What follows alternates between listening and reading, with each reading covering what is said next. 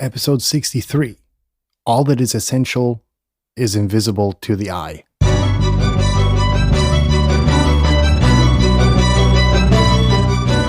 You're listening to the very best podcast in the world on health, wealth, and happiness. Please remember to leave a review and share with all your friends and family. And here is your host, Lars Hilser.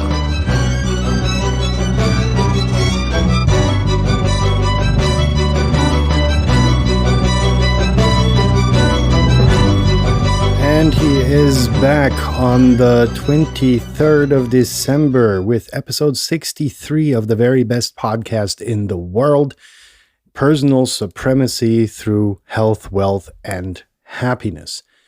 And we're going to use our time together today to process a trauma in philosophy class that I've had many years ago, in which we were supposed to take apart this famous/infamous quote by Saint-Exupéry. I don't know if I'm pronouncing that correctly.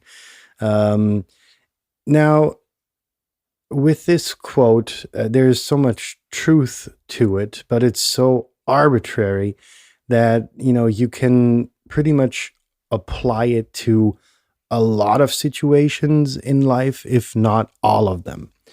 And today, because of a question I got in the email, the very best podcast in the world at gmail.com, by the way, for everything, feedback, criticism, questions, remarks, whatever, send them there, was about choosing your partner wisely. And this quote came to my head because that was one of the arguments I made in that traumatic experience in philosophy class.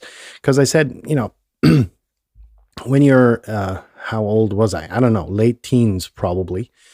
And the discussion that was going on was about how you, what you would value in a partner. And, all of the girls were going like, all of the, not so good looking girls were like, well, yeah, it's about the inner values. And yet, the good looking guys were like, oh, that's complete bullshit. It's about, gotta have, firm tits, big ass, that ordeal. And, at the end of the day, the girls were righter, more right than the guys, because, if you go into this partner choice thing, of course, there are a lot of visual stimulants that catch our first wink of our first kind of phase of attention. Yeah, absolutely.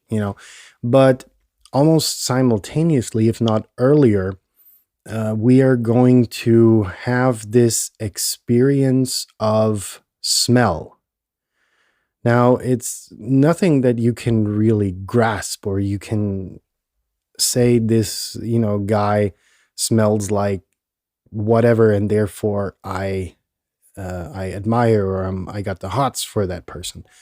The same, of course, applies for the gals out there. It's not, you can't say, well, she smells like roses, and therefore, I like her. That's going to be the perfume.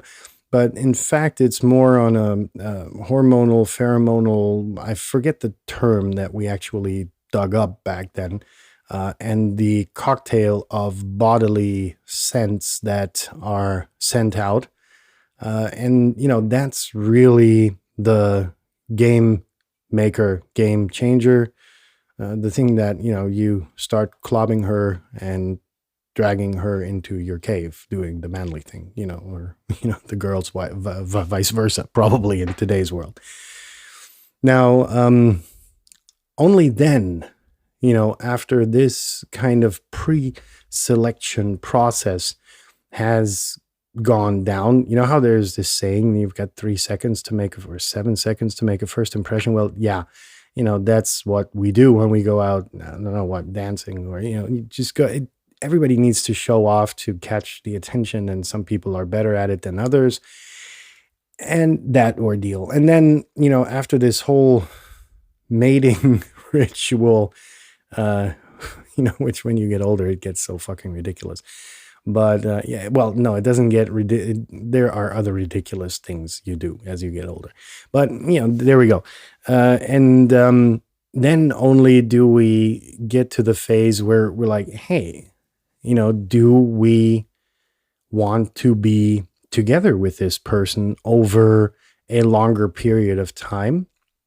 Or do we actually, want to cancel this while we still have a chance because the person turned out to be an asshole? Now, these aphrodisiacs that I mentioned earlier are going to keep our sane mind out of the business for a pretty long time. And therefore, a lot of us get into relationships that we don't necessarily want to be in for a longer period of time because they're just, hurtful. But, after this phase, the codependency starts to arise, and you move in together and you put all your shit together, and then there's the comfort zone and, I'll just stick around. It's not that bad. And that's what I mentioned in another episode. There is a point. Yeah, you should stick together through thick and thin, but the emphasis is on the and bit. If it's only thin, then the whole situation, the whole relationship is kind of, I don't know, defeats its purpose in itself. And let's get back though to, sorry, I got a little bit off track there, and then, you move kind of like through this process of relationship. And so the initial question was, is there more to this quote by Saint-Exupéry? My French really, really sucks. Sorry for that.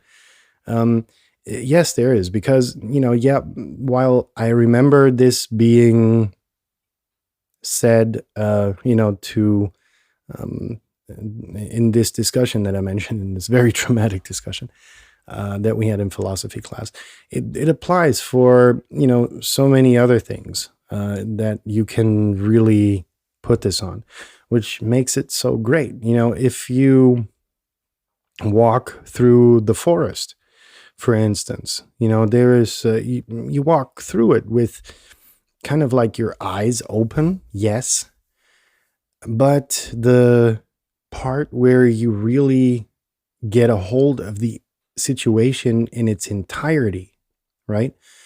In that you take out your earbuds when you're on a run, in that you don't run but walk, in that you walk and occasionally stand still to appreciate Mother Nature's pristine beauty. Only then are you really aware of the situation. And that's something which a lot of people have unlearned. They rush through life, and they've got the kids and they've got, the job and the jobs, and they've got their PTA meetings, and they've got to take the kids to play dates. By the way, kids can ride bikes, moms of today. They can ride bikes without being put in bubble wrap and, helmet on and, whatever. They don't die or get, broken that easily. I can tell you from experience. Getting back to the point though, I mentioned this repeatedly on the podcast, on several episodes, that a lot of quality of life comes from decelerating your life. And I got a lot of heat for it because of aforementioned issues holding people back from decelerating, because they've got the job, because they've got the hobby, because they've got the kids' hobbies, and because they've got the agenda of your average adult is, I think, even fuller than that of your average manager in a high-ranking managerial position, right? And that's the point where I think you have to do a reality check for yourself, in that you say, what is the quality of my well-being worth, my mental well-being? And I think more of you are starting to sacrifice that as the earth presumably starts to spin faster and almost spin out of control, and we lose the rest of our senses in that we only focus on the visual. And this is where I want to kind of get into all of these, phenomenons. Is that the plural? I think so. Where all of these phenomenons of envy porn, I made an interesting episode about that a while ago. Look it up if you're interested. It is actually called envy porn.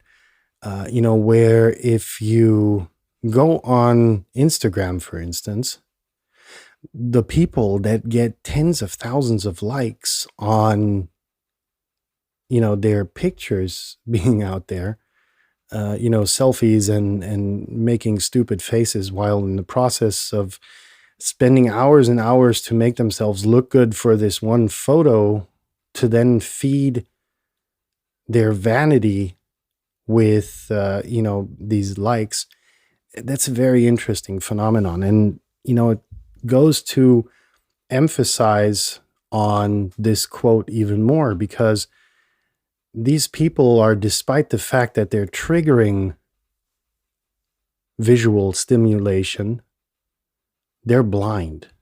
They're empty shells, more often than not, because, there's no way you can engage with tens of thousands of comments flooding in on a picture.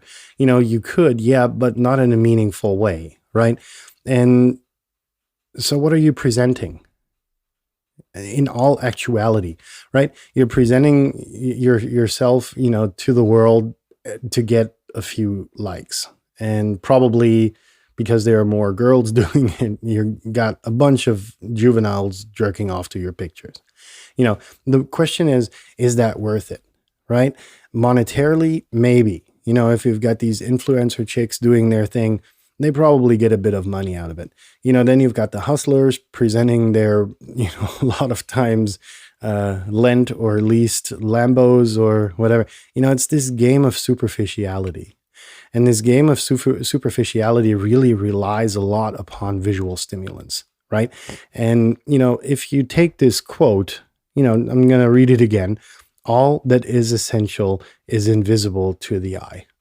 So all of the stuff that gets posted in this, envy porn environment, I think is non-essential thereby. And I think that was kind of like my pre-Christmas point that I wanted to make. Tomorrow is going to be Christmas Eve. We're going to go through it, guys. At least until Friday. I'm going to take the second Saturday anyhow, so I'm going to take that day off. There will be no episode on Saturday, as there never is.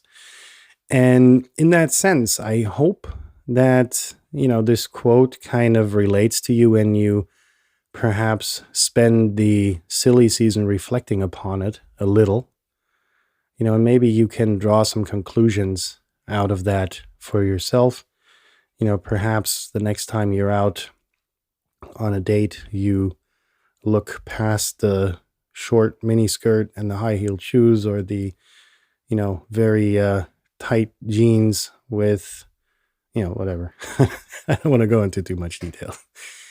And yeah, until then, until tomorrow when it's Christmas Eve, have a successful day. If you already have, have a good night. And in all cases, keep your hands above the blanket, especially if you're looking at the Instagram chicks. And I will hear you again tomorrow on Christmas Eve with the episode, The Feast of Giving. Stay tuned and take care. Bye-bye.